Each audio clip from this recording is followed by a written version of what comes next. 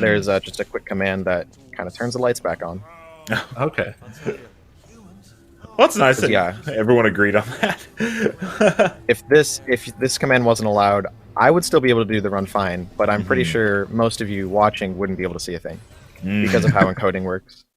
Right. Oh, right. Yeah, no, that makes sense. Do you what I was going to say earlier was do you watch other people like casually play Portal, and obviously they're just running and they're not doing the bunny hopping, and it just feels extremely slow. Like you're just like, sometimes yes, it does, because it does feel pretty slow to just walk. Yeah. Because like walking speed is 175 units in this game, and bunny hopping speed is usually somewhere around 300 units, because 300 units is the point at which you like lose your control, lose the ability to like, turn. That was what always tripped me up in co-op runs, where any of the like big bunny hop skips I'd be really bad at because I'd just lose. I'd get to that point where I lost control and I wouldn't be facing the right way. Yeah, losing control in a diagonal direction is not fun. And also that was another instance of me just shooting through a door. So is that possible on every one of those doors? Because that obviously on every door that looks like that, there is a gap that you can shoot through. But on most of the doors, there's either no portable surface that you can shoot, or you just can't get to the right height, because you have to be at a very specific height to actually shoot all the way through that door. Okay, so like even the angle matters, not just like hitting that pixel. Yeah, it because it has thickness. Right. Interesting. Okay, that's really cool. That door and the one earlier in the game are the only two where you can do that. Well, you can do it on others, but it's the only two where it's useful. Right. Guys, I just want to mention that we are $70 away from 23K. So we got close. It's so close. It's ridiculously close. If everybody in chat, in like all of the chats right now, because we got the stream up on like 4 different platforms right now. Oh man, so many. If everybody donated just $1, we'd like already hit the 24K goal and beyond. Yeah, I think we'd hit my $25,000 goal. Yeah, it's hard to have that mentality of like, if everyone donated $1. It's for a good cause. That whole map was basically, from the moment I loaded into the map, these panels right here, they were on a cycle, and I actually just got like the pretty standard cycle for like doing a good job, but not exceptional. You did a good job. Like a slightly faster cycle. Yeah, there is a slightly faster cycle that you can get. You also have to be like, you have to hit the button in a certain way, which I don't know how. It just happens sometimes. And there's also like much faster cycles that people will do in individual level runs, but I can't do those. At least not in a full game run. I've found, I don't know if you're this way, Ken, even, but I found that a lot. It feels like there are definitely some people who do individual level speedruns, and we call them IL speedruns, for those who are not familiar. There are definitely a lot of IL runners who move on to do full game speedruns, but I feel like most IL runners don't end up doing full game, and a lot of full game runners don't end up doing ILs, vice versa. Like there is some crossover, but a lot of the communities are very much together. Like, you know, we're all in the same Discord and everything, but it is sort of separate. You could separate like probably 90% of people at least into IL runner, or actually in this game we call them CM runners because challenge mode is what it's called. Yeah. CM or full game runners. Pretty much the large distinction. And you know, everybody does a bit of both at least, but well, and like, of course there's like the big hotshots in challenge mode like Zype, who has like some 5,000 hours in this game. Jeez. Just a few months ago, he actually used to have every single player world record. There's 60 maps, and he had the world record for all of them. Wow. It sounds like GoldenEye speedrunning. Like, where it's just like each map has its own like weird leaderboard. That's pretty awesome. That's ridiculous. I think that doing the challenge mode or the ILs can also obviously help you when practicing a lot, but not always, right? Because sometimes cycles are different. It can help you, but it also can actually hurt you, because in addition to challenge mode obviously having some different routes for consistency reasons, like in a challenge mode run you would do like insanely hard routes because, you know, it's only like 20 seconds. Eventually you're going to get it. Right. But you can't do that in full game. There's also, because of the way challenge mode works, you don't have to worry about dialogue at all, usually in challenge mode. Yeah, So that's it's a just big part about of it. hitting the end goal flags at the end rather than hitting dialogue early. And because of that, some routes are actually different for just that reason alone. God, I love this cutscene so much. Is now a good time for donations while this is going? Yes, now's a perfect time. Let's do it, guys. Remember, donate.ign.com or click one of the Tiltify links in the description below. We got a few donations here. We got Clay Rogers with $5 who says, let's fix our system. We got Anonymous with $5 who says, Summer of Gaming Portal 2 hype. It's the only time I'll allow the word hype on the stream, is if you're donating. We got, let's go with Magic Ninja. I think that's correct. Magic Ninja with $50 who says, thank you for hashtag Summer of Gaming. And then we have Joss Tay Dollar with $1. So there we go. Guys, we're $8 away from 23K. So we need 8 people to donate $1 each, or 1 person to donate $8, 2 people to donate $4. Stream math. That's how it's done. As long as it's even numbers, Mark's got you Yeah, covered. yeah. I'm like, and then I need 1 person to donate $5, and then somebody else would have to donate. I'm out. Yeah. I need lunch. I can't do it, guys. We already got a couple people added to. Yeah, we Dollar got Tree. JC with $1. We need to get the Dollar Train going. That's you know, it's my favorite store, the Dollar Train. Oh no, GLaDOS! What happened? Yeah, this is definitely one of the more iconic cutscenes in the game. Yeah. I love it because so much. GLaDOS is gone. And then just one- the gradual turn of evil. I love it. Oh, thing- Susan funny Q. story- Susan Q with $50 brought us over. We're at 23K, guys. Awesome. Yay! So yeah, you gotta push for that 24. That's our first goal. Yep. And then whoa, we're good. We got a new pop-up. Did you guys see the pop-up? It's so good. It was portals. It's very thematic. That's great. And actually, funny story, when I jumped onto this elevator just here, that is the first step to actually skipping most of the cutscene where Wheatley turns evil. Oh, We're gonna hear his maniacal laugh, and that's all. Oh, weird. Yeah, because what brings you back down normally, right? And then, Yeah, normally Oh. he breaks the elevator and you fall down here. But That's we can cool. just fall on ourselves, and that saves 2 minutes. Oh, Wow. awesome. Well, And one thing I was going to Potato say GLaDOS. about that cutscene is like something that's so unique about Valve's way of storytelling is they can have a really memorable cutscene like that, and they give the player the ability to not look at it whatsoever. Oh, like I they know. don't, Yeah. you know, a lot of games they'll lock you into a camera angle and all that, so they can make sure everything is exactly as they want for very good reason, right? So you can have cinematic angles and just know that your cutscene is going to play out the same way every time. But Valve's like, nah, man, you can go look in a corner if you want. That's fine. Yeah, I think there's like, depending on if you count the ending, there's like 3 or 4 different times where your camera's locked, and 2 of Yeah. those are when you're like waking up. right. In this next yes. map, you're gonna see the wake up animation, and obviously you can't move during that. Yeah, most of it it's not, and like they do the same thing with Half-Life and Half-Life 2. They'll let you just kind of look away from cutscenes if you wanted.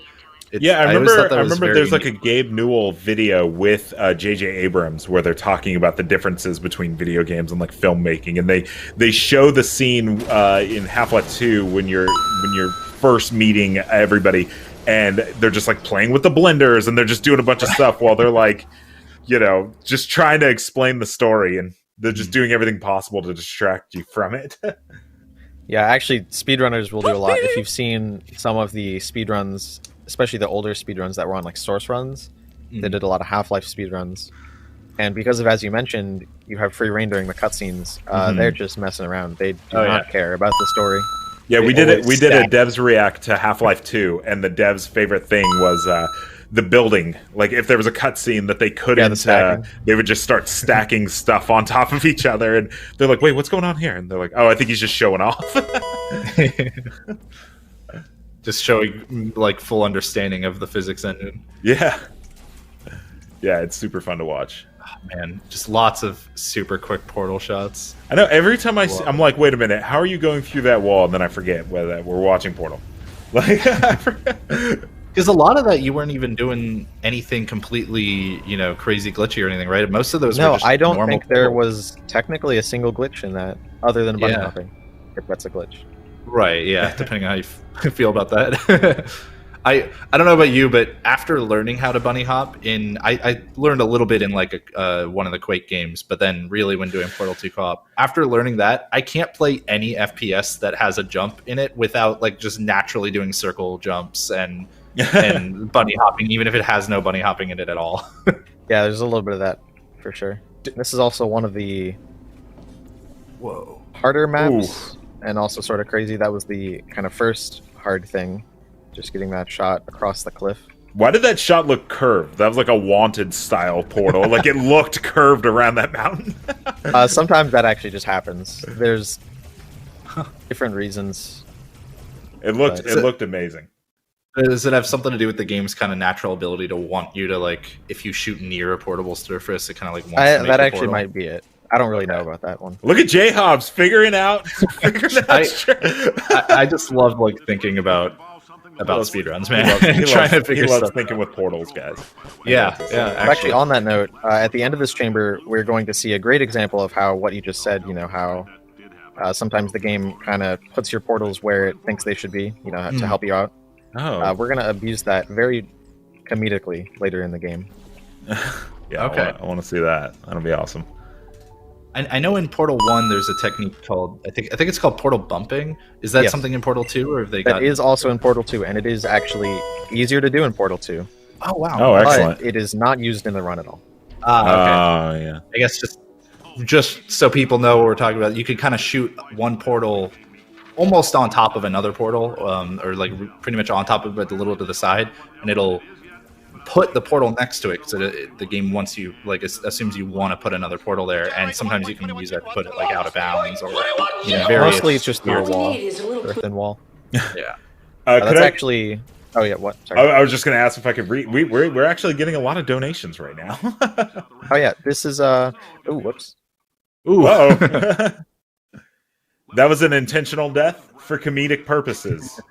Yeah, sure. Actually, that was just a great way to explain how sometimes you can lose control if you go too fast. Having done that too many times myself, I could see it right there. I was like, "Yep, he lost the control there." Too quick. Yeah, we got Susan Q with $50. We got Making Ninja. He's back with $20. He said, "Let's get over 30K." I agree. We got Brian X Bang who says, "Wear your damn masks, my dude," with $20. I know that man. We got Making Ninja. He's back again with Speedruns Are the Best. Anonymous with $1 who says the dollar train. I agree. Yeah. Sarah with $10. And then we got Joe Mama with $51 who says, "Mama loves me a good speed run." We need more like that. We need more Joe Mamas. Whoa. What a great bounce.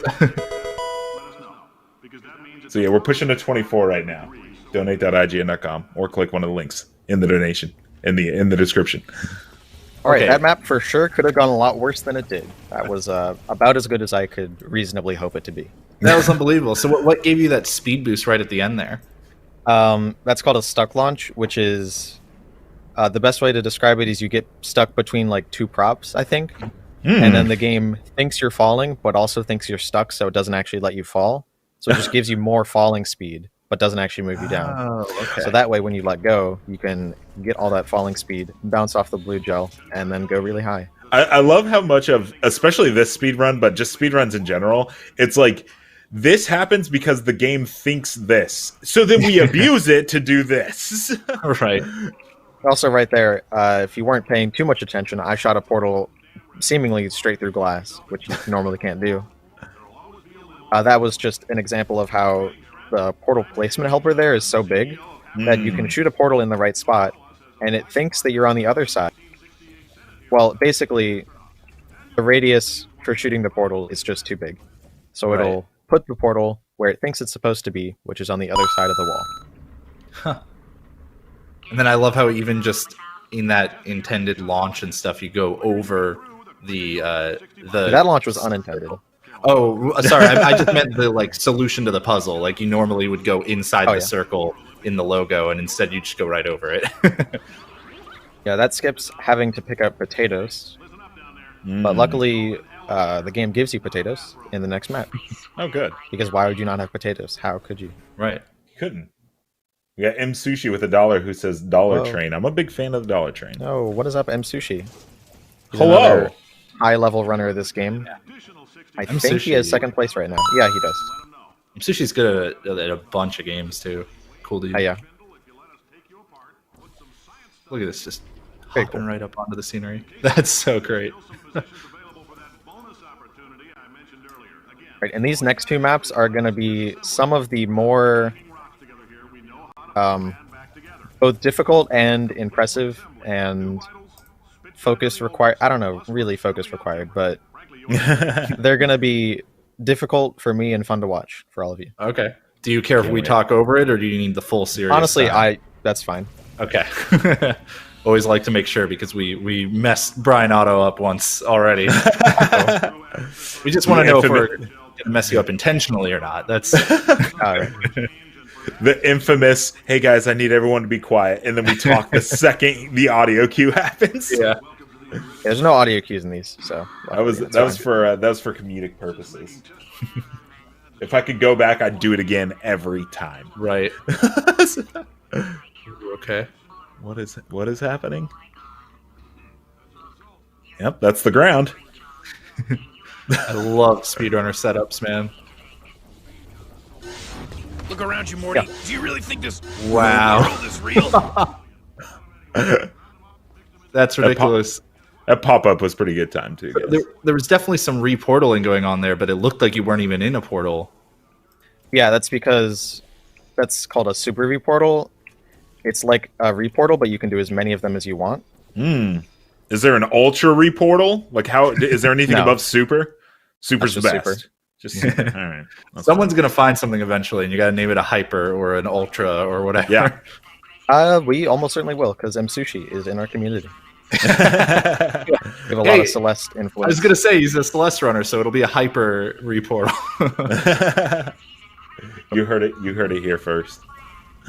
This here is another instance of stuck launch, Okay. where I just gain speed and then can release it all at once and bounce all the way up here. That's absurd. That's so great. So, because I've seen a few different games, and it's usually 3D games that have this kind of like stuck nature thing, where they behave differently. For like Ratchet and Clank, for example, if you get stuck and it thinks you're falling for too long, it'll actually respawn you as if you died. When it gives you a lot of speed, I guess, so that's super cool because you're getting that falling speed.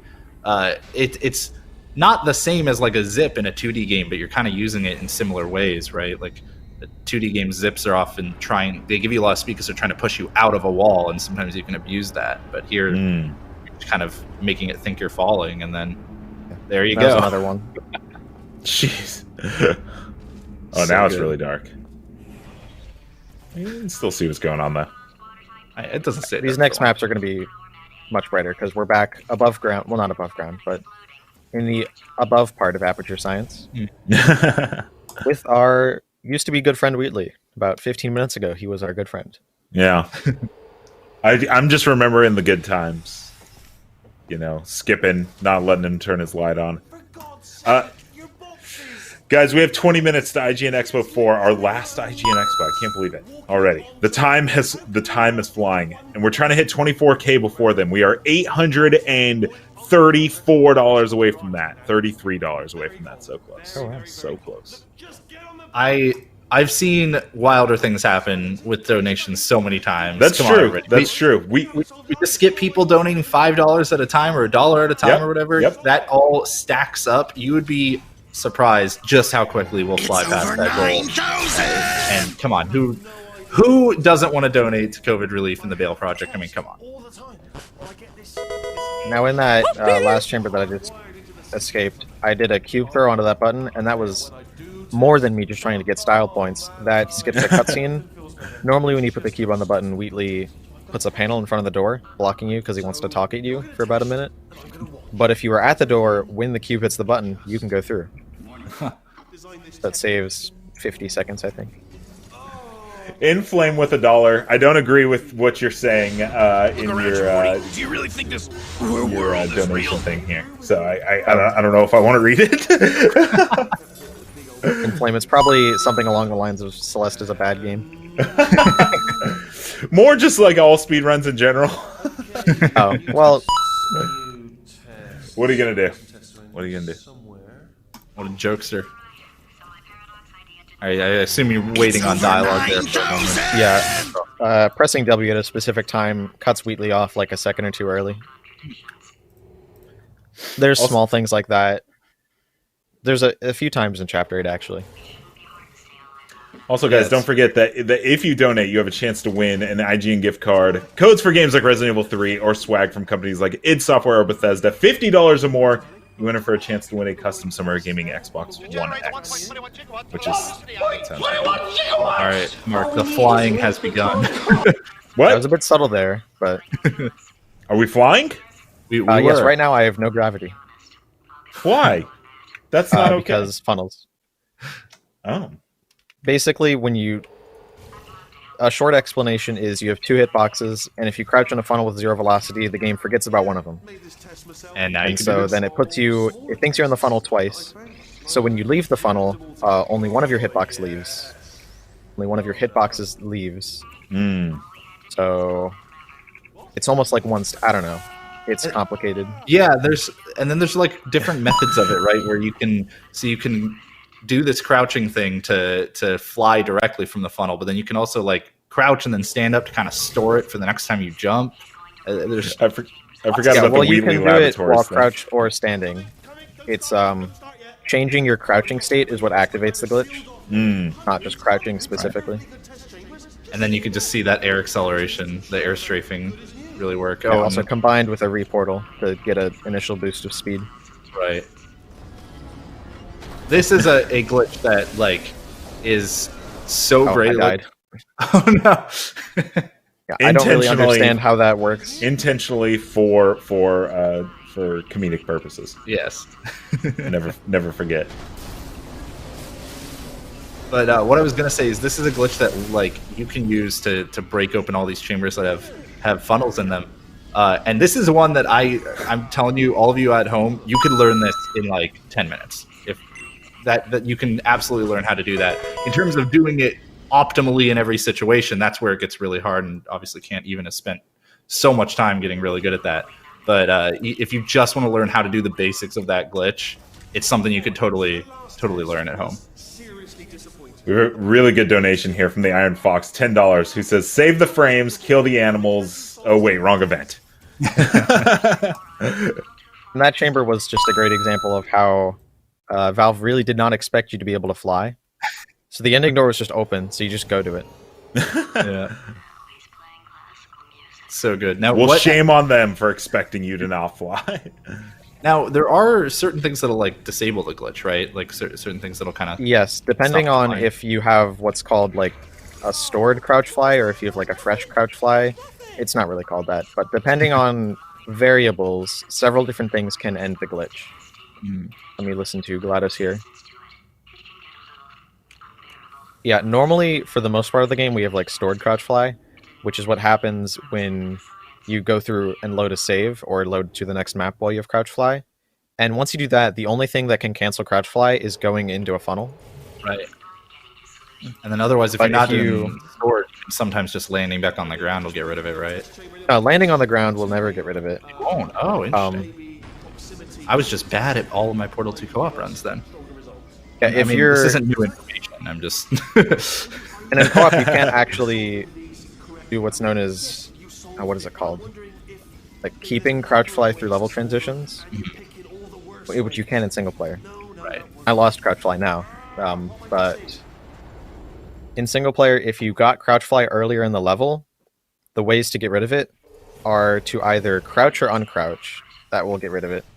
Or you can change, or you can remove the source funnel. Ah, okay. Because like right here, I'm going to get crouch fly from this funnel. Yeah. And after I complete this section of the game, if I were to crouch here, I would lose crouch fly. Okay. Well, then don't and crouch also, fly. if I were to... Wait, hang on. Yeah, sorry. And if there was like a button to reverse the polarity of that funnel, and if I hit that button, I would also lose crouch fly. Okay. So it's or a lot of turn the just funnel like off. making sure that you're not doing specific things or... But now that I've transitioned the level, I can do anything I want. and I'll keep crouch fly. The only thing is that if I touch a funnel, I will lose crouch fly. Mm. Whereas if I were to touch a funnel last map, I wouldn't actually lose crouch fly. Guys, That's going to be really useful here. Sorry, because no, you're fine. Yeah, me doing this in the air is like many times faster. Whoa, that's like way faster. Yeah, that's awesome. And just touching the funnel to lose it. All right, this map's pretty tame, so you can. Okay, I just want to let everyone know that we got 15 minutes to IGN Expo 4. How are we doing on the speed run? We got 14 minutes and 40 seconds left. Is that enough time? Oh, yeah, it's plenty of time. I feel like it's been that long, man. I love this game so much, guys. I want to remind everybody that at 24K we'll have a new pop-up. I really want to see it because I haven't seen any of the new pop-ups. So let's make sure we hit that. And I actually do want to read Inflame's comment because I now see that he's being completely ironic, and I have to read it in a very mean, very over-exaggerated voice.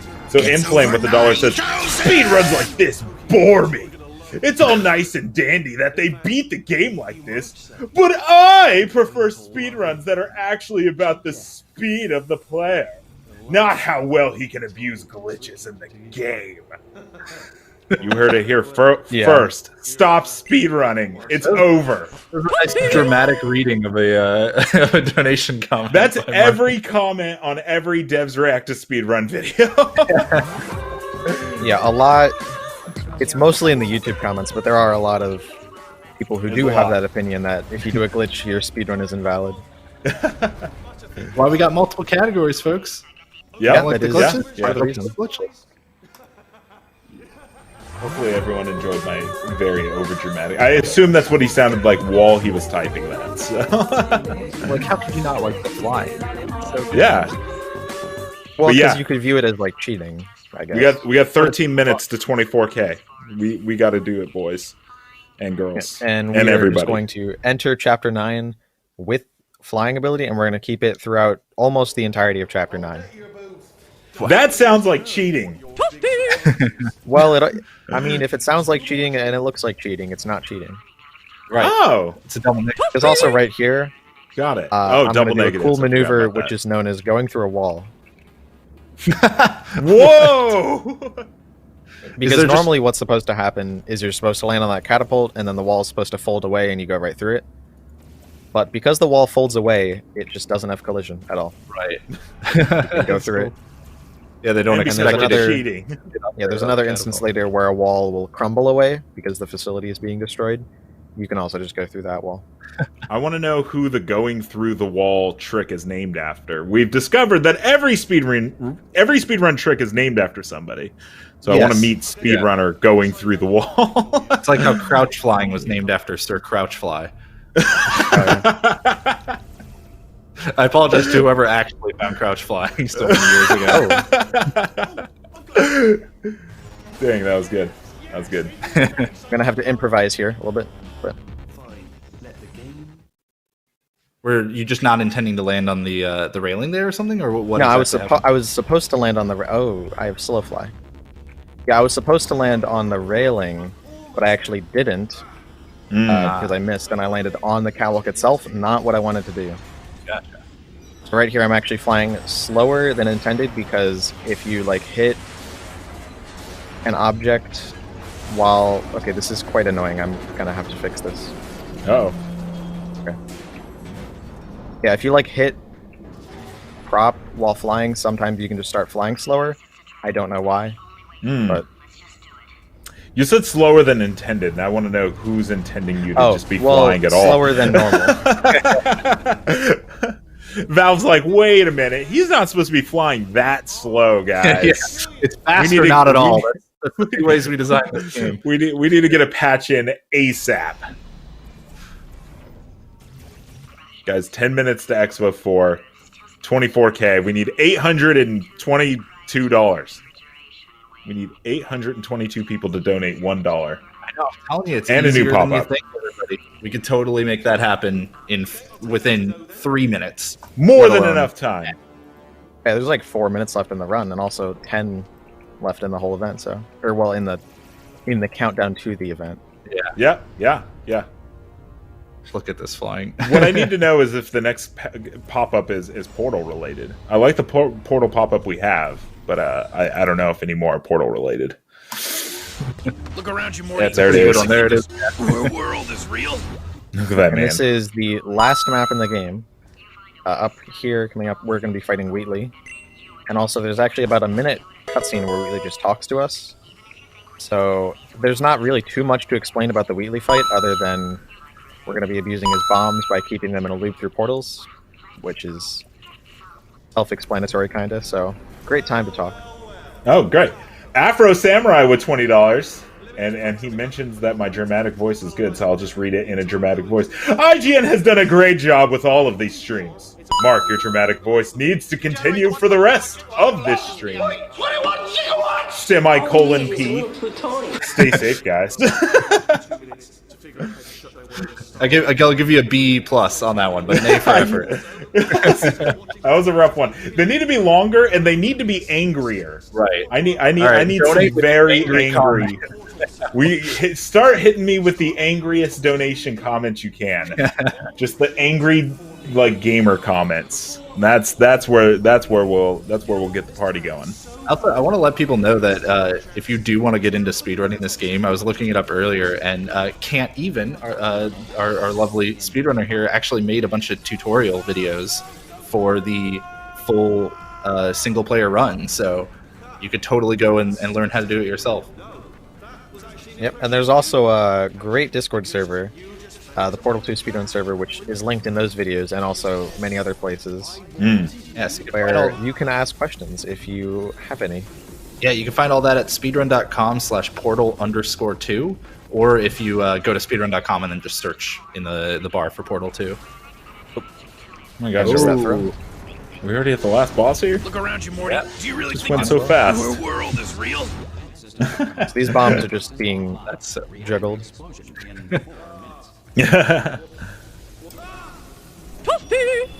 as a result of that, you're kind of limited in what portals you have, right? While you're having to juggle them. A little bit, yeah. It's kind of neat. It's kind of like counter to most of the game. Yeah, and like I have a portal up there, but I did it while the bomb was in air. Right. It's cool to see the creative use of it there. Oh, is this going to work? This is not going to work. Ooh, very close. Okay. Yeah, the cycles for when the bombs actually work is a bit... I don't know. Sometimes it feels like it's just not in your control. Whoa. Wow. Just That was awesome. Because exactly how long the bombs are in the cycle, I think depends on how far apart your portals are. And obviously they fling many times, so slight deviations can completely change it. Yeah. Very interesting. Oh, and also, there's only like one more thing left in the game we have to do, and that's shoot the moon. But there's a cool glitch where you can shoot the moon 15 seconds early. Great. Because the moon activates at the same time that you get blown back. But you can it actually activates a tenth of a second earlier. So you can shoot the moon just before you get blown back, and then that will complete the game. Wow. See if I can get it.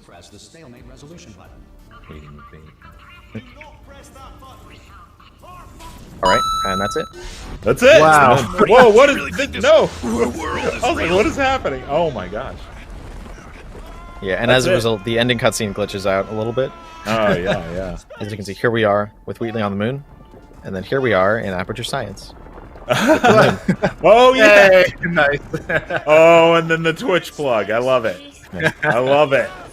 And then we have the portal gun. We have like 3 or 4 arms here. There's some weird stuff going on. Also, the moon is dark, but that's just a glitch with recording demos. One of the things I love... All right, guys. No, go for it. Go for it. Yeah, just real quick. One of the things I absolutely adore about the Portal speedrunning community is how into allowing cosmetic mods and stuff they are a lot of the time. You know, you see people in Portal 1 with the custom portal gun a lot of the time. Like is his name Bewix, I think. Bewix? Bewix, French yeah. runner. Yeah, I know he always had one, and so it's super cool, like to see all of that extra little stuff you can do with this game.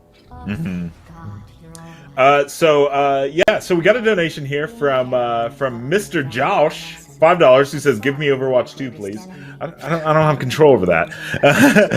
All right, guys, we got 5 minutes to Expo 2. Remember, by donating, you have a chance to win game codes. You get swag from companies like Bethesda or id Software. $50 or more, you get a chance to win a custom Xbox One X, a Summer of Gaming one. They're telling me that if we get to 23,500, which is $300 away, that will unlock the next pop-up before the stream ends. That's plenty of time. We raised $1,000 in like 2 minutes during the Titanfall speedrun. So we could definitely make that happen. Can't even. After the stream is over, where can people find you? As you saw on the moon there, I'm at twitch.tv/can'teven. That's where I usually am. Also, youtube.com/can'teven is where I post any like world records or PBs that I'll get. I am also on twitter.com/can'tevenclick, but I don't tweet. Just follow me, if you want to, so I can have like however many followers or without a tweet. Other than that, I don't really. Oh, I also do have a Discord server, but I don't have a cool link for that. So you'll just have to go to my Twitter, or no, go to my Twitch page, and then down Twitter if you want to join my Discord server. Or also, if you liked this run and want to learn how to do it, there's, as I mentioned earlier, the Portal 2 speedrun server, which is honestly, it's a great place. It's a very surprisingly big server. How many hours would you say you've put into Portal 2 now? I think it's close to 2,400. Okay. 2,300, 2,400, somewhere in there. And I also have more time, like several hundred hours on Portal 2 mods, like Aperture Tag, which is actually where I learned a lot of my bee-hopping skill. There are some really great mods for this game. There's some cool ones. Portal Stories Mel is actually incredible, and the fact that it's free is amazing. That was the one. What is that? It's like a game. It's a mod, but what does it do? It's basically just a game. It's like another game. It's a prequel to Portal 2, technically. Oh, okay. Because if I remember correctly, wasn't Mel the character that was initially going to be your like lead character in Portal 2 before testing showed that people wanted Shell back? Yeah. So they kind of but it's like a different Mel, because this Mel was like born in the era with Cave Johnson, but then I don't know how much I want to spoil, but it's cool. Try it. Really, it's free too. You should really check it out. And J Hobbs, where can we find you after this stream is over? I am on Twitter at J_Hobbs, like you can see right down there. Twitch.tv/JHobbs296, because, numbers. Sure. I go on some things by J-Hubs numbers because I can't do J-Hubs on it. And also, I want to let everybody know to tune in. I've got a weekly show on the Games Done Quick Twitch channel, so twitch.tv/GamesDoneQuick. On Thursdays at 7 p.m. Eastern, it's called The First Step, and we actually show everybody out there just how easy it can be to get into speedrunning. So, like, Can't Even has 2,400 hours in this game at this point, but definitely did not start out being amazing. Like, no speedrunner starts out being good at the game that they speedrun. So we show you on Thursdays at 7 p.m. Eastern at twitch.tv/GamesDoneQuick how to get into speedrunning if you want to get in kind of low effort and you think that it's something that you maybe don't have time for, or that you got to be good at games to do it. I prove on a weekly basis I'm not good at games, and I can still speedrun, so you can too. I also just want to shout out, we just got a $100 donation from Slipspace 2, who says Portal 2 speedruns are great. I have to agree there. I would agree with that. Look around you, Morty. We just saw it happen. Guys, we have a minute to the expo, which means we have a minute to raise $180. Let's just go with that. Like $180. Guys, remember, if you donate more than $50, you get a chance to win an Xbox Summer of IGN Summer of Gaming Xbox One X.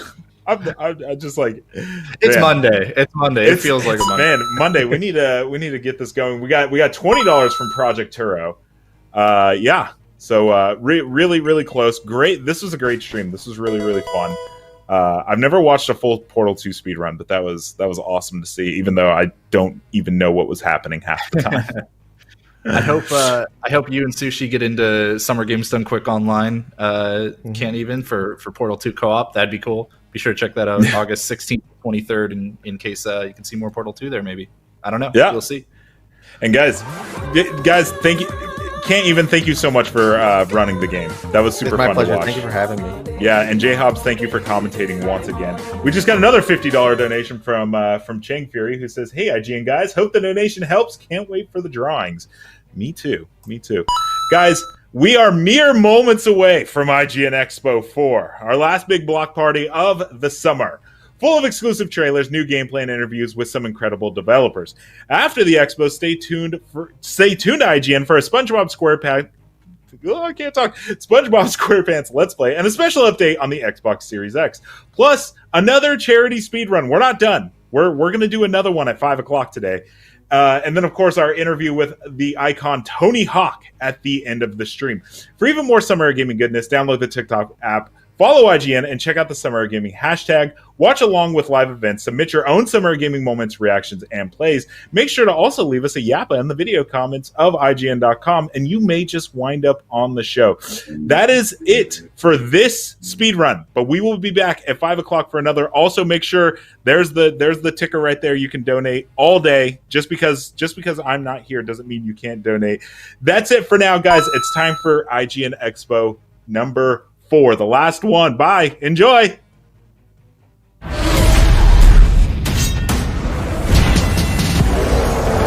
Welcome to IGN's Summer of Gaming Expo. We're rounding up brand new gameplay, next-gen first looks, and got the developers to unpack the secrets behind their latest projects exclusively here on IGN. Fourth meal, The Four Musketeers, Godfather 4. The number 4 is synonymous with an extra helping of goodness, so we couldn't help but wrap up our IGN Expo showcase with just 3. It's time for the kick-ass post-credit sequence you didn't know you were going to get, and today's helping is the biggest one yet. In addition to plenty of brand new trailers and announcements, we'll be getting hands-on with some highly anticipated games, like SpongeBob SquarePants Battle for Bikini Bottom Rehydrated, or The New World, Amazon's upcoming MMORPG. And those are only the titles we're allowed to mention. There's so much more we're intentionally hiding from you, on purpose. So strip down to your skivvies, crank up the heater, and throw some sand on the floor, because IGN's Summer of Gaming Expo 4 starts right now.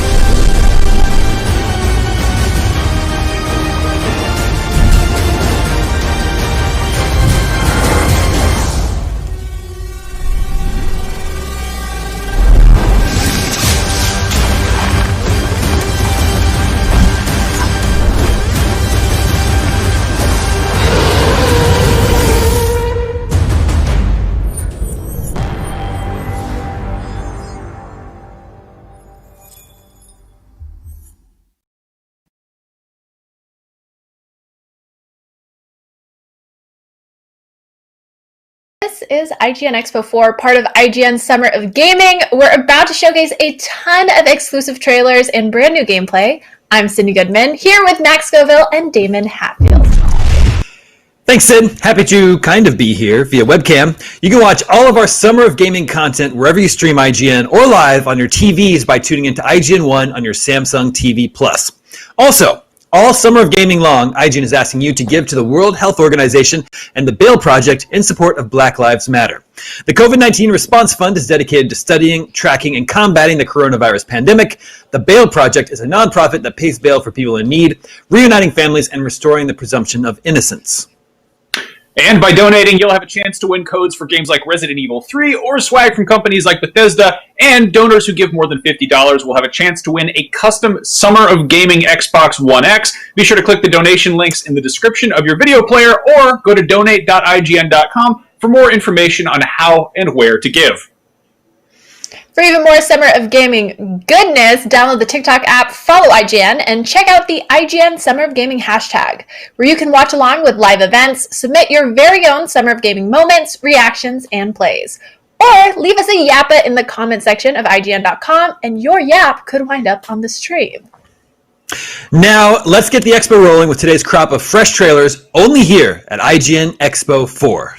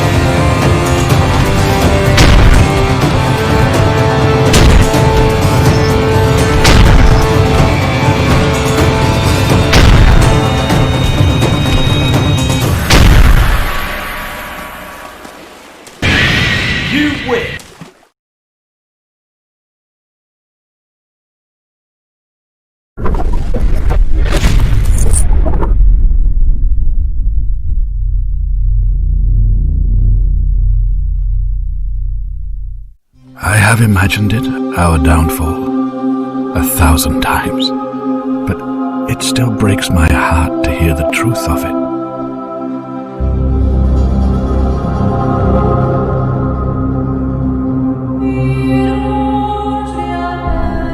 Take a look at this wondrous place.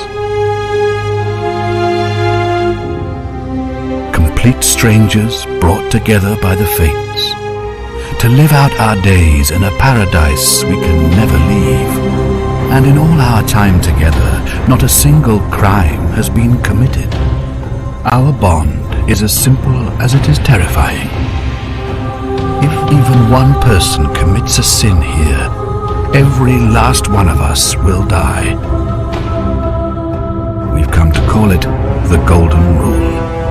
Every moment we're walking on eggshells, and I have grown more and more afraid that our time in the sun is almost up. Someone is about to break the Golden Rule. I need you to talk to my people, help them win their trust, figure out who is about to end our lives, and by any means necessary, stop them. If all else fails, and our darkest fears are realized, I will use my dying breath to give you a second chance. The fate of this city is in your hands.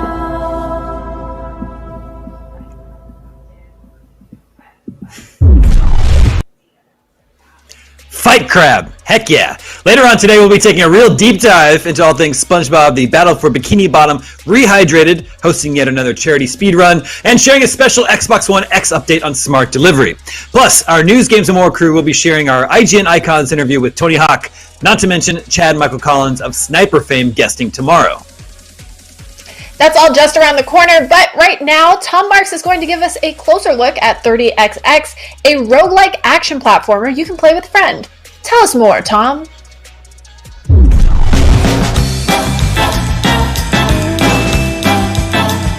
Welcome back to check out this game on IGN's Summer of Gaming, highlighting exciting, under-the-radar games worth your attention.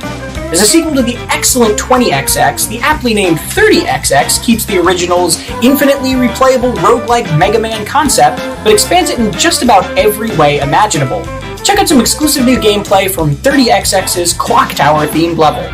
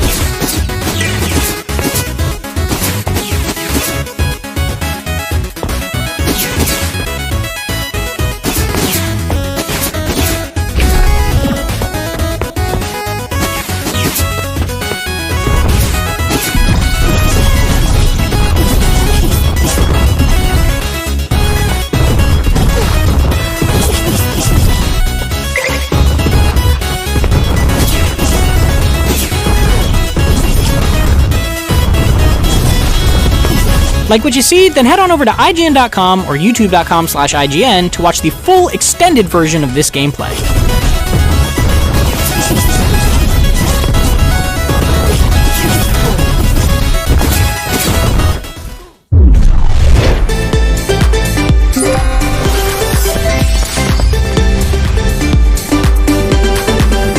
We are going under the sea for a very exciting adventure with Martin Kreischer, producer from THQ Nordic. Thank you so much for joining us today. Thank you for having me. So we have you for a very exciting remaster that I know myself and so many people in this community are very excited for. We're going to talk about SpongeBob Battle for Bikini Bottom Rehydrated. Exactly. So it's the remake of the 2003 classic 3D platformer set in the SpongeBob universe. Probably, or arguably, the most beloved SpongeBob game of all times. I mean, you're not going to get any arguments from me. Did you guys anticipate the excitement for Battle for Bikini Bottom Rehydrated? Because, like, it is kind of insane how... I know people in my office as well were just, like, freaking out. I mean, I know this is something that I played a lot as a kid, and I adored this game. And, like, hearing that it's coming back and, like, a gorgeous remaster like this is super exciting. We did anticipate it to a degree. I think on that level of excitement is always something you hope for, but not 100% anticipate, because you know, after all, it's a genre that some may say that for adults isn't, you know, it's not what you play regularly. But I think that's also the strength. There is not that many 3D platformers out there on all these platforms, and it's just one of the best ones that was ever made. And there's just also not that much next-gen content that features SpongeBob, and he's just one of the most beloved characters of all time.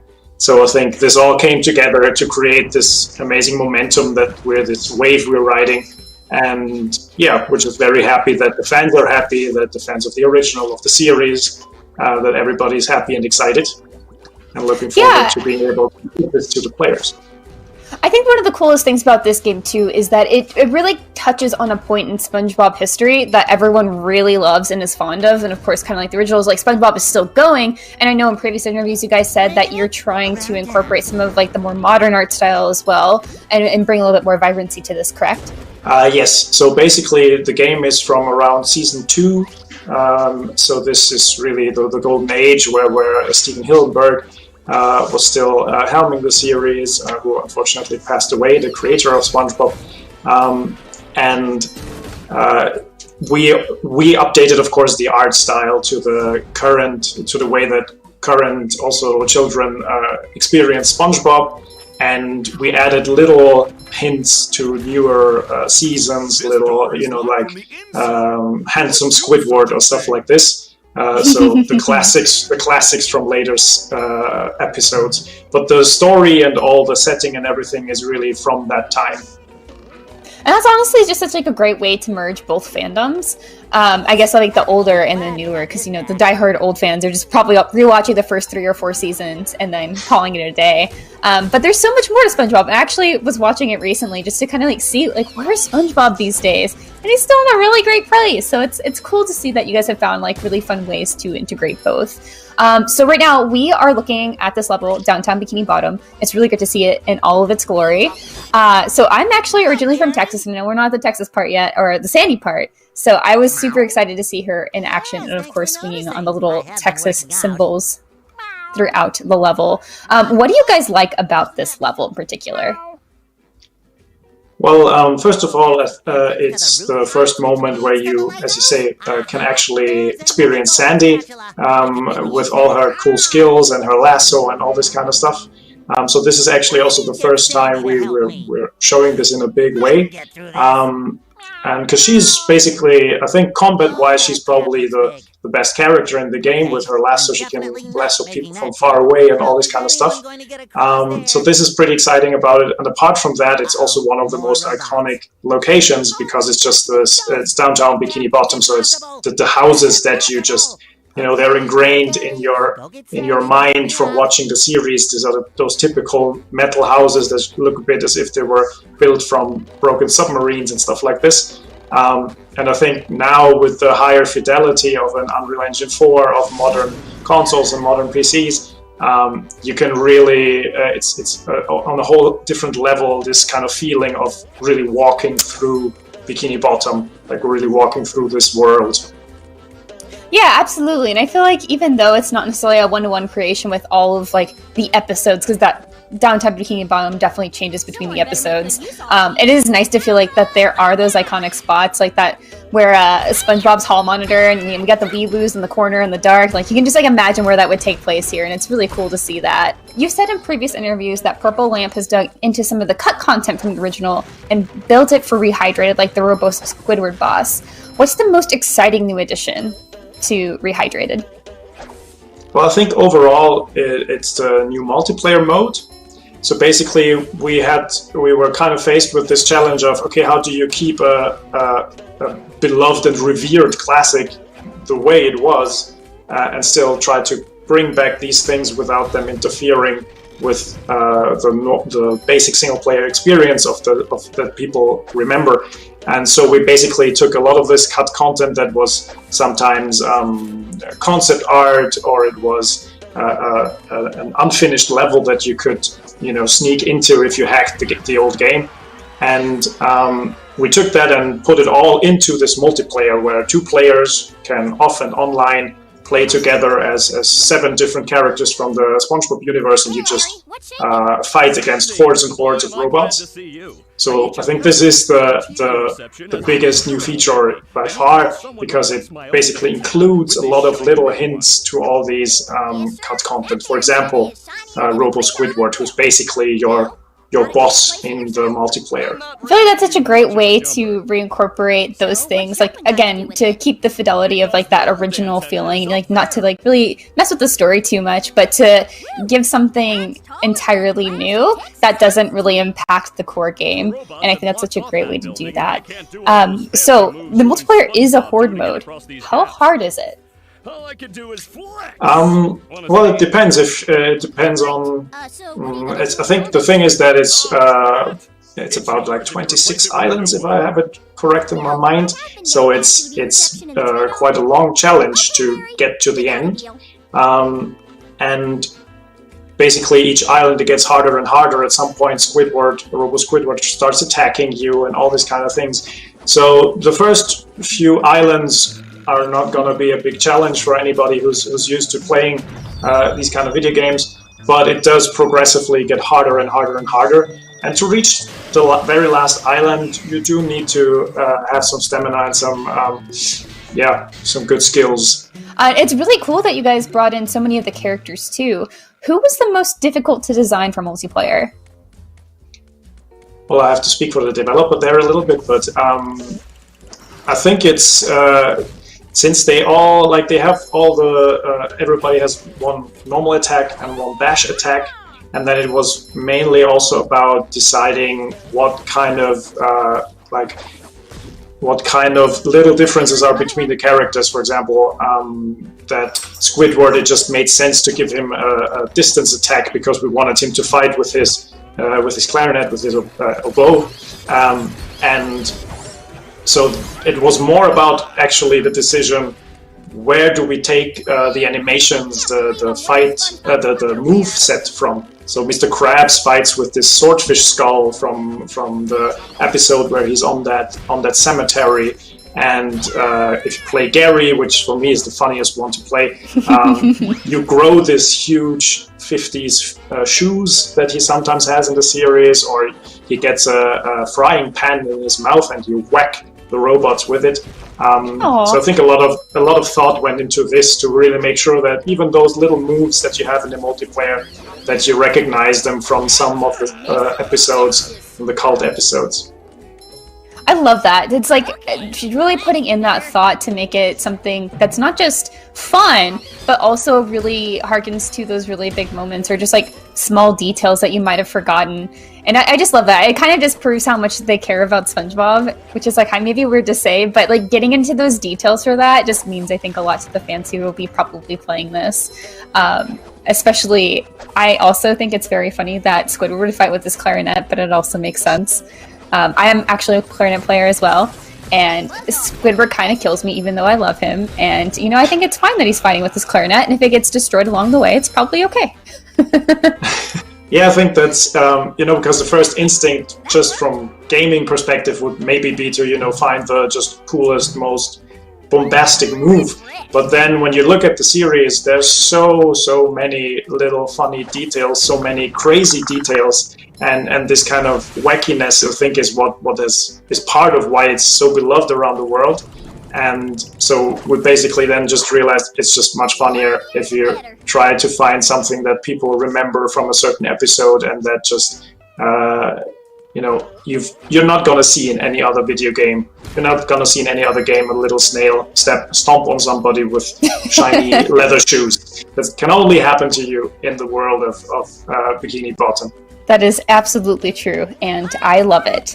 So I heard you guys brought speedrunner Shift to play Rehydrated. What sort of feedback did you guys get from him from this? Yeah, basically he was kind enough to fly over to Vienna, where the studio and also THQ Nordic, we the publisher, are based, and just play the game actually at the stage it was back then with the developer and give his insights, since nobody I think on the planet has played more Battle for Bikini Bottom, and he just knows so many shortcuts, so many little design choices, so many little techniques how you can get around somewhere fast, or where you could actually also kind of fool the game.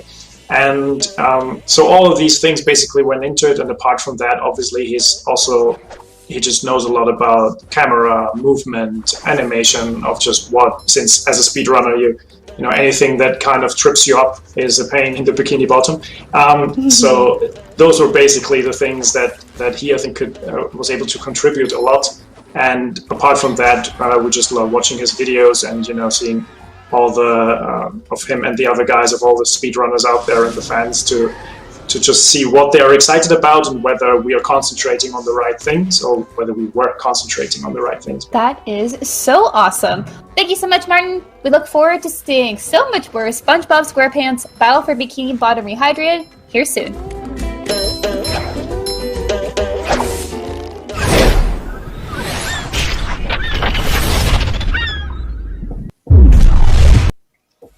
We have to take a quick break, but stay tuned for an inside look at the new game, New World's new mode, War Mode. It's all new.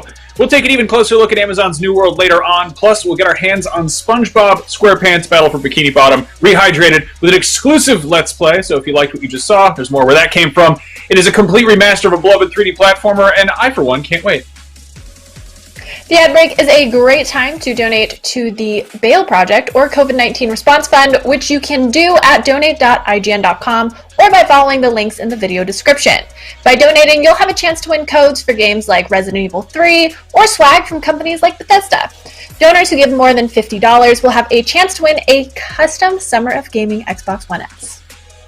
And don't forget to follow IGN on TikTok. You can search IGN Summer of Gaming hashtag for exclusive bonus clips and to upload your own best gameplay moments. That's all we got for right now. We'll be right back.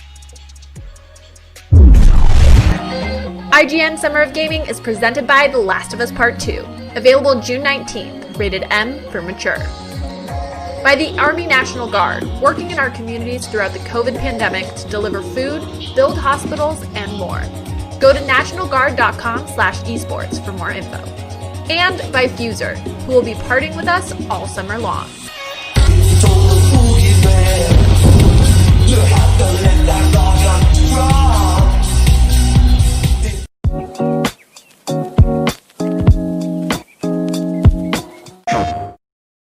I know you wish things were different. Please stop! But they ain't.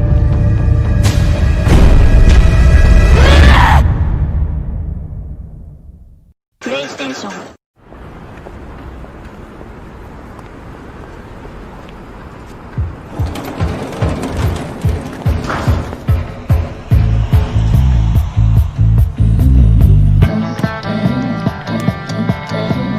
White shirt, now red, my blood, you know we're sleeping. You on your tippy toes creeping around like no one knows. Think you, I'm the bad guy.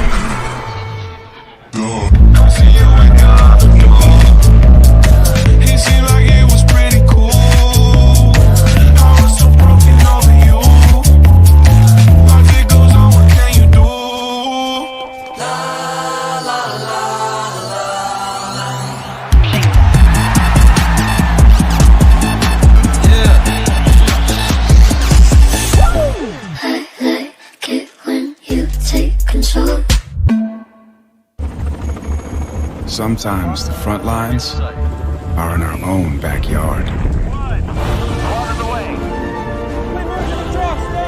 Make a difference in your community, serving part-time in the Army National Guard. Everybody loves watching a speedrun of their favorite game. But what if you got the opportunity to peek into the minds of the developers while they watch their games getting completely wrecked? That's exactly what happens in every episode of Game Devs React to speedruns. Yeah, you can do that. Oh my god! We invite you to ride along with the developers as they react to, question, and enjoy some of the most skilled players exploiting and speeding through a game it took years of their life to create. Join us every Saturday for a new episode.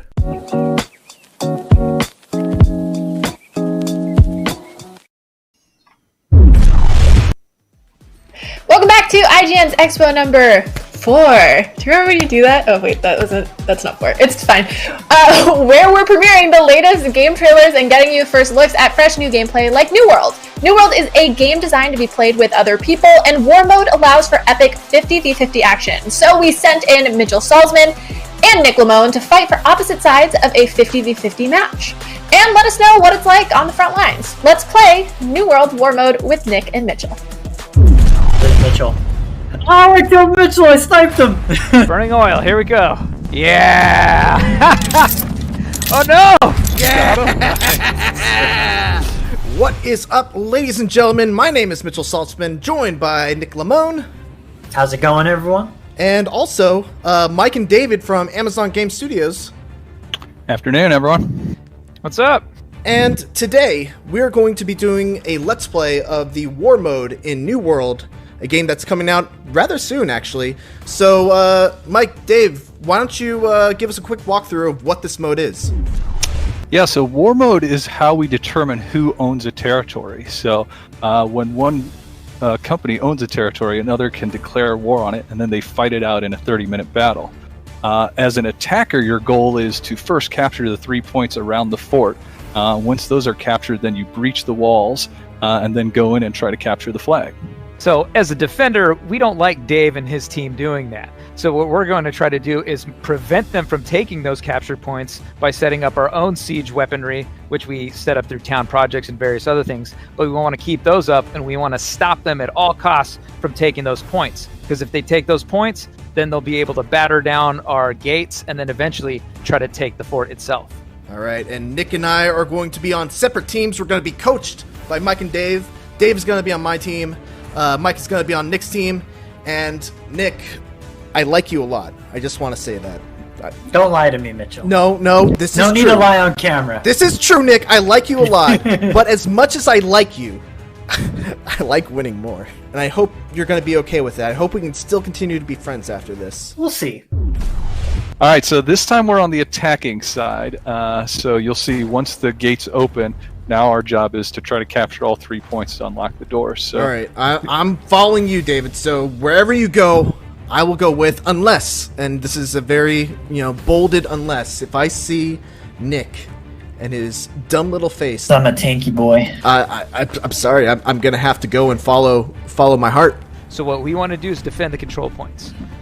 Now we want usually anti-infantry weapons, so basically we'll want to use like the repeaters.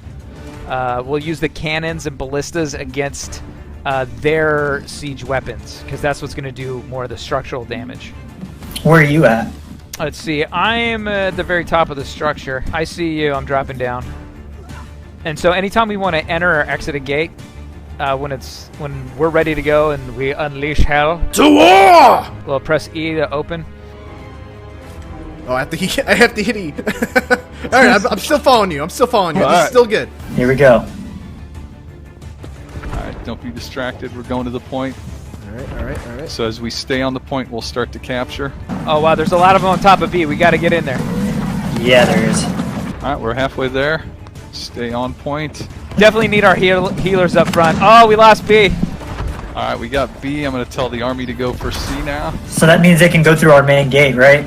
Not yet. They need to take more control points. All right, head towards C. I'll meet you there. Heading towards C. Oh, God, I'm getting hit. Leave me alone. I'm going to go to A since I don't see anyone there. All right, I'm heading towards you. I only see a small handful. There's still people fighting around that main control point. That's fine. It's fine. Let them do that. I keep missing my siphon on you. It's still helpful. Ah! We're looking strong at C. A's looking pretty clear as well. They're too quiet, though. I don't like it. All right. I'm gonna buy a couple Inferno Traps and place them around here. Okay, same. I'll do that as well. There's so much going on right now. That's a quarter of the way. Okay, I see them coming to A. Okay, so you can't build directly in the circle, but you can build around it. Oh, good right, melt, good melt. Their bowman's down. I can't block forever. Oh, I got you. Oh, run. I'm running. Ah, nice. I'm right behind you. You're safe. Okay. Drink a potion. One more. And then let's head towards A. Alright, where's A? I'm just in front of you. Oh, they got C, so everyone on A. All right, good. We took that down. I'm going to A right now. If you need an auto run, just hit equals. I haven't Don't seen be Nick tempted. anywhere yet. Yeah, unless we see Nick. There's Alpaca, B-Space, Snickerdoodle. Oh, focus on nice shot. That one's almost dead. Ah, man. Missed. Oh, man, everyone's raining down over here. It's getting wild. Leave me alone. Ugh. Backstabbers. It's Nick! Oh, Nick's killing me! Help me! Where is he? I don't want to die to Nick! Drag him back over towards A. Come on, Nick! Full life, you got nothing! Ooh. I'm getting wrecked right now. Okay, I'm retreating. Oh, he's running. Oh, you're running? Where you running from? Going back. Oh no, I'm a dead stuffed. Oh, he's down. Where'd he go? Did I lose him? Right here. Oh, I just got a message. Killed Advent Nick. I got taken out. Alright, David V, I'm taking this seriously now. As long as Mitchell didn't do it, it's fine. Well, it was worth it in the end, but I think I'm going down right here. I gotta run. Ow! Oh, I'll take it. David V got the last poke in. Oh, Dave? I'll remember that. Oh no, I'm down. Oh no. Alright, David V, I'm coming for you. This is what you get. There you go. Oh, he's there dead. You go. How you like that, huh? Oh no, killed by Advent Nick. Oh no. The retaliation. Alright, back in. Get Kill that fade. back line. Oh, I see Nick. Put him down to heal right here. All right, up in the right corner of your screen, you'll see how many battle tokens you have. If you need 132. go ahead and buy some either Chase Elixir, which is really good, or I'm sorry, Cleansing Elixir, just in case you get slowed. We'll try to hang back. If we can clear this guy out of here, I can try to put some siege damage on him. Oh, shoot. All right, I'm going to try to... very close. Alright, fade down. Good. I need 4 more tokens to get another siege barrel. Once you get a barrel, see if you can get up close by those weapons up top. Gotcha. We need to take those out. We just shoot these powder kegs? Yeah, once they're right, you can either shoot them or ignite them, like walking up to it and interacting with E, and then it'll set down a timer. If you shoot them, it's like instantaneous. Fuse is lit. There you go. So do you think I should be in the thick of it, or should I be hanging back and dropping just fireballs? Well, we need a mix. You can't capture it unless there's people on it. So if you lay down fire, I'll hop on the point. All right, I'll try laying down some fire. Oh boy, that's a lot of fire. Oh, I see him. Oh, it's Nick. Go away. Come on. Oh, he's retreating. Leave me alone. I'm gunning specifically for him right now. Oh, oh dang it. Got him. Oh. I'm sorry, Mitchell. I had to do it. Just like Nick. Come after someone who's already weak. I'm happy. Mitchell's gone. How much time do we have left? 14 minutes. We're a bit behind. We should be working on the gates right now. So. Oh man, A's not looking so good now. We seem to giving them an inch. Time to breach. Alright, so let's start from C. I see you. I'm coming to you. Yeah, help me get Simon War out of here. All right, get to those supply generators. Oh yeah, I gotta get back inside. Move on to the gate. So now we just have to put damage on this gate? Yep, put damage on the gate, and once this is clear, next time around, I'll bring up a cannon and build one to help take it down quicker. Okay. Alright, I'm back in. Supply generators. got this. We got this. And also with your tokens, buy some Inferno Traps. Do I have any? Yes, I do. Good call. So set up Inferno Traps next to like the entrances. Knock, knock, knock. They're all just trying. Oh my gosh, the side of our castle has so many Inferno Traps. I love it. I gotta add one more just for posterity. Oh, does this have ammo? Yeah, burning oil. Here we go. Yeah. Oh no! Good shot. Oh, there's Mitchell. Oh, I killed Mitchell. I sniped him. Oh. Victory! Yay! Well done. You can go rub that in Mitchell's face. David, be honest with me. Where did we go wrong? In many different places. What I'd like to focus on, though, is the number of times we killed Advent Nick. That was a positive. You know what? That's fair. I think we at least got him twice. I know he got me at least once. Maybe more. I'm not going to give him any more credit, though. Alright, David, we've changed a couple things up. We got smoked that first round. I've completely changed everything that I did last time. I'm going for a melee class this time. I got a hammer. I got a sword. We're on offense. What else do you think we can do to try and shift the tide in our favor and at least tie it up? I think this time we're just going to stand on that point, and anyone that enters the circle, we're going to jump on them and put the full force behind them. You know, enter my circle. I like it. Don't forget to eat. Oh yes, thank you for the reminder. All right, going B. Right, which one are we starting for? Are we going for A? I say we go right down the middle again. That worked out well. Go to B. All right, I'm going to B. Getting on the point. Getting on there. We need a lot of people on. Get out of my circle! Oh, we almost have it. We almost have it. Oh God! Everything sucks. Yeah. Nice. There we go. All right, I'm going to C. Oh, they got it. Want to go to C? Yeah, let's do it. If they're going to C, then let's go A. A is looking rough, but I don't think we'd get there in time. Yeah, I think at this point we stay here. Nice. All right, just to C now. Canazia, why don't you come into my circle? Ooh, got a headshot there. Oh man, there's a lot of them at C already. Ooh. Oh, don't say all in on C in general chat. Trying to lead him. Got him. Alright, I'm back on point. A lot of red people coming in. Alright, I got Canazia down. Alright, I'm going to go and get some anti-infantry weapon. So we can try to take C. Alrighty. Going back on point. Oh boy. Here it comes. Boom. Nice. Oh, I hit a ton of people nice. on that one. Great. Yeah, look at him. Look at him disperse. Where's Nick? Where's he hiding? I know. Why isn't he on the point? I got this guy also. Irish Pride? Yeah. Reviving. Ah, I couldn't do it. I'm sorry. Oh my gosh, every time I try to get in on someone, I just get destroyed. I'm getting rocked right now. That last one's always the toughest. Oh yeah. Alright, we gotta get that repeater right here. Yeah, okay, I'm gonna sneak around to the right. Going for it. We need to fight on the circle. Fighting. Oh man. Getting bullied. Oh, is that Nick? Oh, I see Nick! Oh no, Mitchell's got me. I can't let him kill me. Oh, I'm gonna get him. He's hiding in the fire. Oh no, Mitchell's gonna get me. No. Oh, he's dead. I can taste it. Anyone but him. Where are you going? Where are you going, Nick? Oh no, he's got me. No, I can't let that happen. He's dancing on my body. Yeah.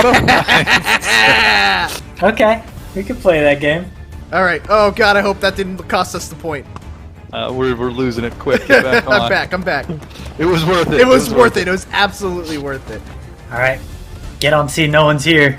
We're starting to lose C. I may pull back if I were you. Oh, I see Mitchell. Oh, he's running. There you go. Oh boy. That's it for me. Fire everywhere. Hold strong. Oh no! Almost got it. Almost got it. Get on circle. Oh no, it's going down! No! Alright, we're pushing them back. Oh, we were so close! Get off my point! Alright, it was looking dicey for a second there, but I think we got it. I think we're back. I'm gonna get... They're building 2 of these. I got one of them, now I'm dead. Oh, I see it. I see Nick. Oh, it was Nick. Oh, and he's dancing! He's dancing on my grave! Hey, guys. Stop that. Not looking good for the home team here. No, this is rough. So what's like the good combo that you guys mentioned earlier is like 2 slashes, shield bash, and then while they're stunned, you can use a strong attack and then cancel that into something else? Yeah, if you've got the spin swipe, the spin stab, that's a great one to cancel the heavy into after the stun. I'm cheering about Nick's death here. Sorry. There we go. I like that. Do you think we should retreat? You know, I'm going to try using the turrets a little bit. Alright. Yeah. Give them a chance. Feel bad for old Mike and Nick. Oh, we did it. It's a regular Christmas miracle. You know what? I don't feel anything because it's just... Oh, I feel Mitchell! I sniped him! Karma as far as I'm concerned. Trying to go from behind. Oh, he's running. He's at a 3rd health. Alright, well at this point I'm gonna go hunting. Oh, I see Nick! Oh, I see him! He's all the way at the back! He's on a cannon. Get in the ground where you belong! He's running! Where you running? And he's down! Oh, perfect! Oh, how poetic that was! Well, you win one, you lose one. Alright guys, well that is War Mode in New World. Nick, we went 1-1, so, you know, I'm glad at least, even if I didn't win, I'm glad that we went neck and neck in there. And I just have to say, you know, you did great. And Mike, Dave, thank you guys so much for being such excellent coaches. And Nick, I am sorry for dancing on your grave. Yeah! You're so mean, Mitchell! Thanks for watching, guys, and we will see you next time. Bye-bye. Bye.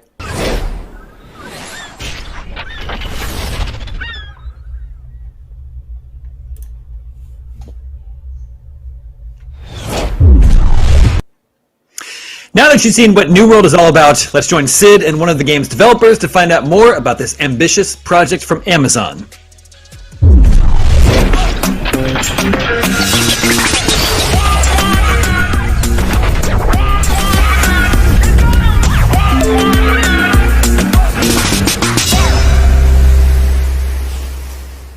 And now we get to talk about a brand new game called New World, and here to talk to me about it, we've got Mike Willett and Dave Verifai. Hi guys, welcome. Thanks, Sydney. Great to be here on the Summer Gaming. Yeah, I'm excited to have you here. So let's just start at the top. For people who don't know, what kind of game is New World? What can players expect when they get their hands on this? Yeah, New World is an open world MMO. It's set in the age of exploration in the 17th century on this beautiful but dangerous island called Eternum. It's got this great blend of directed content with quest chains and deep story, as well as lots of opportunity for emergent gameplay with open world systems like the territory control system, a player-driven economy, housing. And underneath that all is this really cool action-based combat system and deep progression that sort of keeps the moment-to-moment gameplay fun and engaging. Mm-hmm. And so how does New World set itself apart from other fantasy MMOs? I know you kind of started outlining some of the things, but if you want to get a little bit deeper, maybe into the combat aspect. Yeah, the action-based combat is a really cool element of the game. It's a system where skill really matters. Positioning and timing is super important to the combat. It's a physical-based combat system, so your swings actually have to connect with an enemy to register a hit. There's also a lot of defensive options, so it creates this really sort of cool dance between the attacker and the defender where there's momentum during the battle. And it's a really sort of strategic system also where your gear choices, how you sort of specialize your combat abilities all makes a big difference in how combat plays out. Now, how did you determine which typical MMO conventions to keep and what you and your team wanted to innovate on? Yeah, I think, MMO players have certain expectations. I think a big part of the game that everyone likes is the sort of progression systems, leveling up your character, seeing that advancement of your character, both in terms of their abilities and their gear and all that. So those are parts that we really wanted to keep. We also like the sort of the stories that MMOs tell, and New World I think has some great story and quests behind it that Mike and his team have worked on a lot. And he can dig into those. So those we really wanted to keep, but on top of it, we really wanted to add a little more open world elements and opportunities for players to create their own stories in the game. And that's where things like the territory control system, where players can take over one of the 11 territories in the game and sort of own that territory. They can set their own tax rates. They sort of act as governor of the territory, and that creates really cool storylines where different people want to overthrow governors that they don't like. And the battles and wars that come out of it are really, that's what we're seeing in the B-roll here right now, are some of the epic moments in the game, these large-scale battles. They're 50-on-50 battles where one team is trying to siege the fort while the other team is trying to push them back and hold off in defense. Yeah, I'm so glad you referenced this B-roll, because what we're watching is War Mode, correct? Can you maybe tell us more about what exactly War Mode is?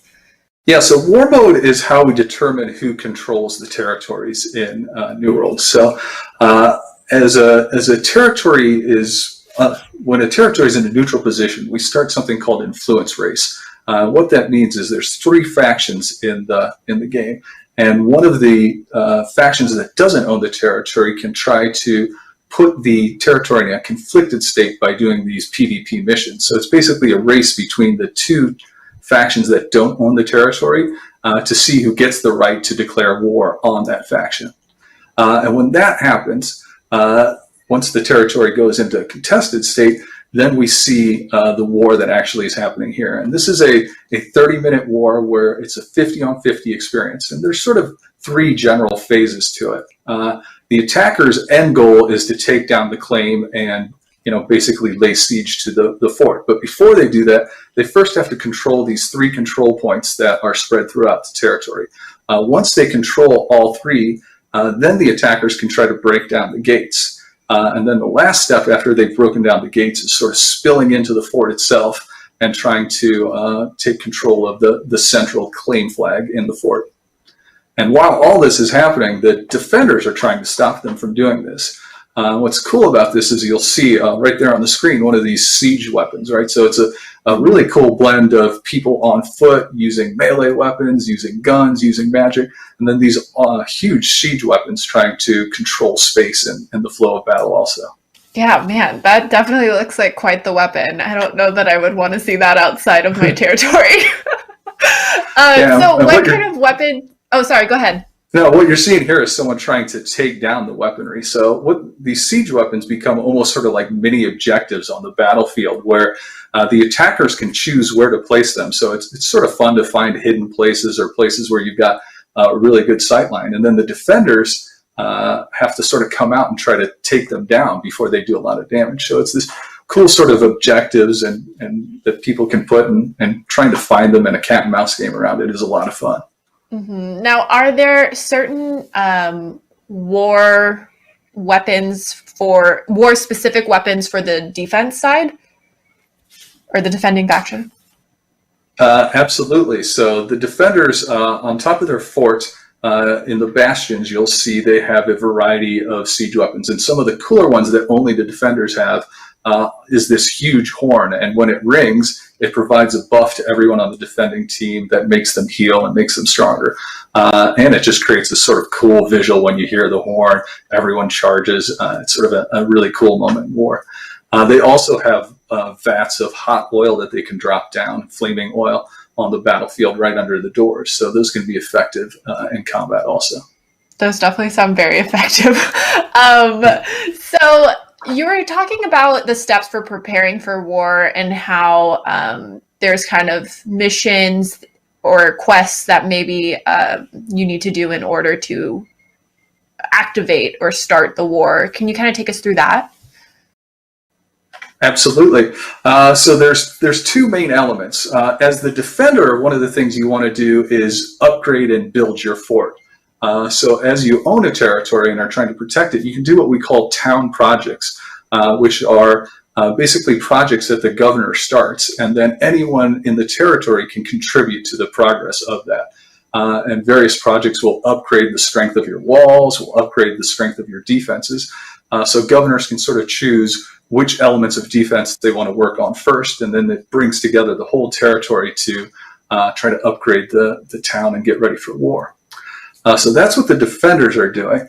And then, as I said, for the offensive side, it's sort of a race between the two factions to determine who gets the opportunity to go to war, because everyone wants these territories. They're highly sought after, they're limited number, and if they're popular and well run, you can make a lot of money from them.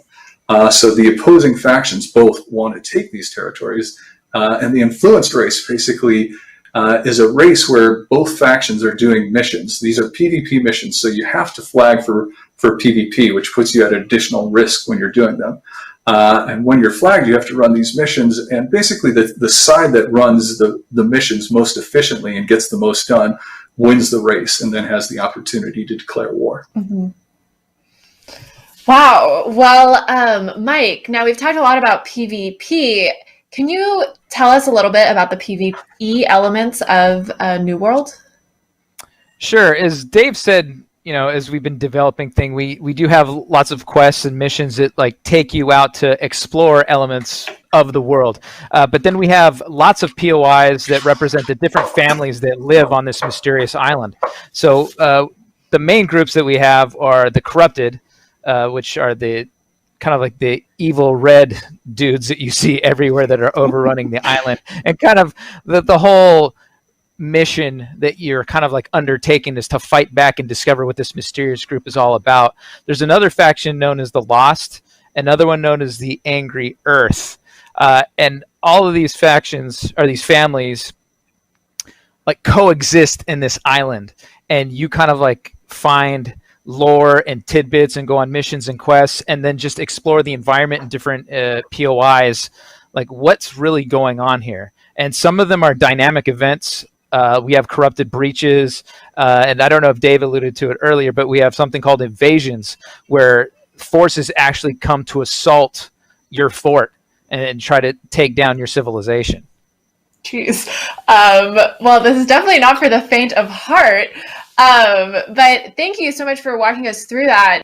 Unfortunately, that is all the time we have, but I love learning about all the nuances of War Mode. Now, when can people get their hands on this? New World is going to be launching on August 25th, 2020.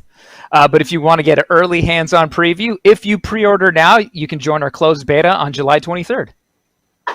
Well, there you go. People don't have to wait too long. It's coming up soon. Yes. That's right. Not too long. Not too long. Thank you both so much for coming by. And if you want to watch more of that 50v50 War Mode Let's Play, we'll have that up on IGN.com. So make sure you check that out. And Mike and Dave, thank you so much. Thanks for having us. Thank you.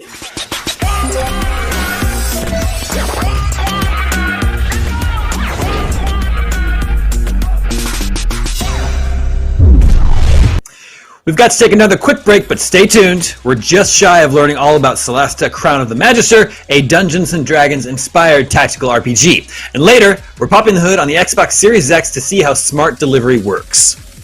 And an ad break is a great time to donate to the Bail Project or COVID-19 Response Fund, which you can do at donate.ign.com or by following the links in the video description. By donating, you'll have a chance to win codes for games like Resident Evil 3 or swag from companies like Bethesda, and donors who give more than $50 will have a chance to win a custom Summer of Gaming Xbox One X. IGN Summer of Gaming continues right after this. IGN Summer of Gaming is presented by The Last of Us Part 2, available June 19th, rated M for mature. By the Army National Guard, working in our communities throughout the COVID pandemic to deliver food, build hospitals, and more. Go to nationalguard.com/esports for more info. And by Fuser, who will be partying with us all summer long.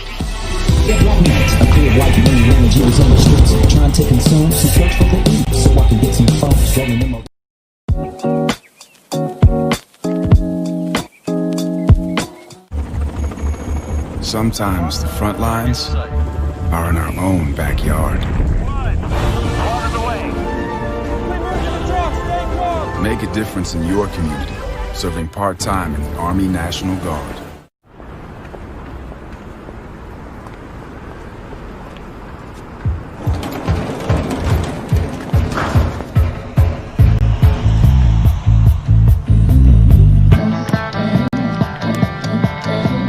White shirt, now red, my blood, you know we're sleeping. Your tippy toes creeping around like no one knows. Thank you, I'm the bad guy.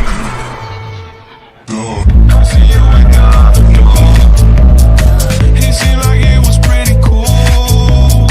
I was so broken over you. Life it goes on, what can you do? La la la la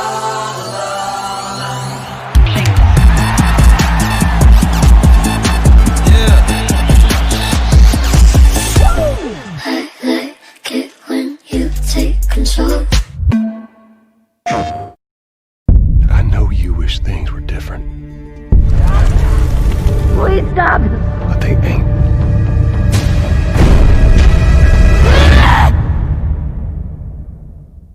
PlayStation. News, games, and more is IGN's live news show every day of the week that covers all the day's news about games, movies, comics, and of course more. This is our daily live show that takes a rotating cast of IGN talent, going over all the latest news of the day while taking live questions and comments from chat. We're live every Monday through Friday at 4 p.m. Pacific, 7 p.m. Eastern, and you can find us on mixer.com/IGN, youtube.com/IGN, and twitch.tv/IGN. See you there.